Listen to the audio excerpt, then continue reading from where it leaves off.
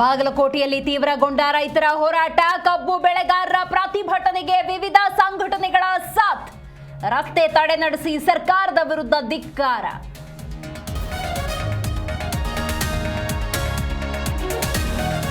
ಸರ್ಕಾರಕ್ಕೆ ಸಂಜೆ ಡೆಡ್ಲೈನ್ ನೀಡಿದ ರೈತರು, ಬೆಂಬಲ ಬೆಲೆ ನಿಗದಿ ಮಾಡದೇ ಇದ್ರೆ ಉಗ್ರ ಹೋರಾಟದ ವಾರ್ನ್, ಕ್ಯಾಬಿನೆಟ್ನಲ್ಲೂ ಕಬ್ಬಿನ ಕಾವು.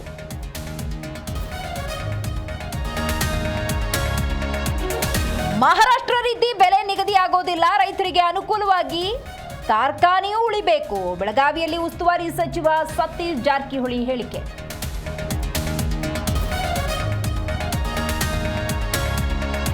ಕ್ಯಾನ್ಸರ್ಗೆ ಬಲಿಯಾದ ನಟ ಹರೀಶ್ ರಾಯ್, ಕಿದ್ವಾಯಿ ಆಸ್ಪತ್ರೆಯಲ್ಲಿ ಕೆಜಿಎಫ್ ಚಾಚಾ ನಿಧನ.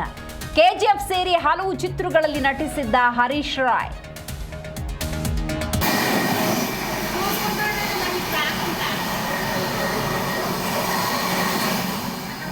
ರೈಲಿನೊಳಗೆ ಎಂಟ್ರಿ ನೀಡಿದ ಹೆಬ್ಬಾವು, ಸೂಪರ್ ಫಾಸ್ಟ್ ರೈಲಿನಲ್ಲಿ ಹಾವನ್ನ ಕಂಡು ಗಲಿಬಿಲಿ. ಮಂಗಳೂರಿನ ಮಾರ್ಗದಲ್ಲಿ ಹಾವಿನ ಆತಂಕ.